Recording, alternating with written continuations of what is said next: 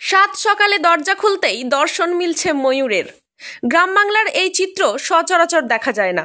গত 2-3 দিন ধরে পূর্ব বর্ধমানের ভাতারের রতনপুর ও বামুনাড়া এলাকায় এমনই চিত্র লক্ষ্য করা যাচ্ছে। গ্রামের বুকে এই ময়ূরের দর্শন পেয়ে আনন্দে উচ্ছ্বাসিত 8 থেকে 80 সকলেই।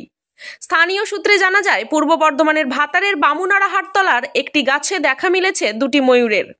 কখনো বা ঝোপে জঙ্গলে, আবার কখনো বা কারোর বাড়ির উঠোনে ঘুরে বেড়াচ্ছে এই ময়ূর দুটি। এলাকাবাসীরা বলেন, মূলত চিড়িয়াখানাতেই দেখা মেলে ময়ূরের, কিন্তু বাড়ির সামনে ময়ূরের দর্শন তাদের কাছে সৌভাগ্যের ব্যাপার। খবর ছড়াতেই আশেপাশের গ্রাম থেকে মানুষজন ময়ূর দেখতে ভিড় জমাচ্ছেন ভাতারের বামনাড়া গ্রামে। ইতিমধ্যেই বন দফতরের তরফে মাইকিং করে এলাকার মানুষদের সচেতন করা হয়, যাতে কোনো ব্যক্তি ওই ময়ূরগুলির ক্ষতি না করে। রতনপুর গ্রামের বাসিন্দা রিপন শেখ বলেন, তার বাড়ির সামনের একটি গাছে 3টি ময়ূর দেখতে পান তিনি, যা তাদের কাছে এক বিরলতম ঘটনা। পূর্ব বর্ধমানের ভাতার থেকে শেখ মিলনের রিপোর্ট, সোজা কথা নিউজ। কোন এলাকা এটা কাকা? এটা রতনপুর। এখানে ময়ূর দেখা যাচ্ছে শুনছি। এটা কালকে ভোর 5টার সময় আমার বাড়িতে 3টে ময়ূর দেখা গেছে। 3টে ময়ূর। ময়ূর তো সচরাচর চিড়িয়াখানা দেখতে হয়, সে জায়গায় বাড়িতে বসে ময়ূর দেখছেন, কেমন লাগছে আপনাদের? ভালোই লাগছে, এই শীতের মৌসুমে ভালোই লাগছে। বাচ্চা ছেলেরা ময়ূর দেখার জন্য কতটা আগ্রহী বা উৎসাহ কতটা দেখতে পাচ্ছে বাচ্চা ছেলেদের মধ্যে? বাচ্চা ছেলেরা দেখে অনেক আনন্দ পাচ্ছে, যে গ্রামে এসেছি, কোনোদিন দেখে নেয় চিড়িয়াখানা ছাড়া, এখানে এসে খুব আনন্দ পাচ্ছে। এছাড়া আমাদের রতনপুর বাদে বামুনাড়ায় একটা বরগাছ শুধু দেখা গেছিল একই দিনে। এর আগে কি এরকম ধরনের ময়ূর দেখেছিলেন? না, আগে দেখি নাই। কি মনে হচ্ছে, কোথা থেকে আসতে পারে মনে হচ্ছে? এই শালকুনি বন থেকে, এদিক থেকে আসতে পারে। হাউস গ্রাম তো জঙ্গলমহল এলাকা, ওখানে হ্যাঁ ওইখানে আসতে পারে, ওদিক থেকে ছাড়া পেয়েছে বোধহয়। বা গ্রামের ভেতরেই বাড়ির মধ্যেই চলে যাচ্ছে? বাড়ির মধ্যেই চলে যাচ্ছে। আমার একটা শাল গাছ আছে, প্রায় 30-35-40 ফুট আছে। ওই শাল গাছে মাথার ওপরই ছিল 3খানা ময়ূর। 3টে রাতের দিকে ছিল? রাতে ওই ভোর 5টার দিকে। কি নাম আপনার? আমার নাম রিপন শেখ।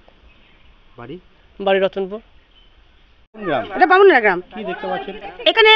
দেখতে পাচ্ছি যে এই গাছেতে 2টো ময়ূর এসে বসেছে। এটা আমাদের সৌভাগ্যের ব্যাপার যে আমরা সবাই গ্রামগঞ্জে তো এটা দেখতে পাওয়া যায় না সাধারণত।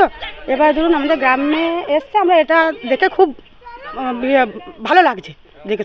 ছেলেরা বা অন্যান্য, হ্যাঁ অন্যরা যা দেখছে উৎসাহভাবে আছে দেখার জন্য, সবাই উৎসাহ আছে। এবং বাচ্চাদেরও খুব ভালো লাগছে, বড়দেরও খুব ভালো লাগছে যে আমরা গ্রামে এই জিনিসটা দেখতে পাচ্ছি।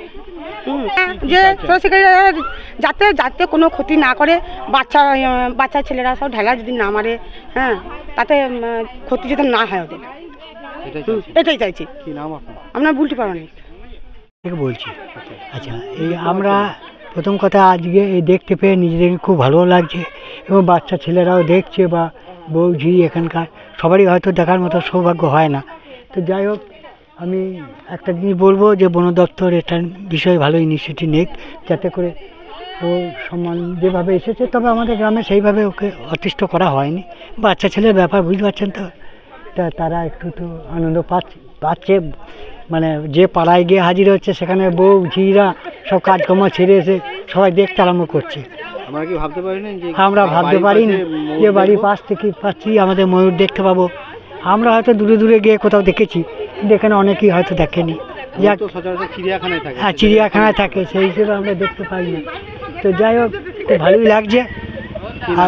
আমার নাম দিলীপ কুমার দাস, বাড়ি বাবুনাড়া।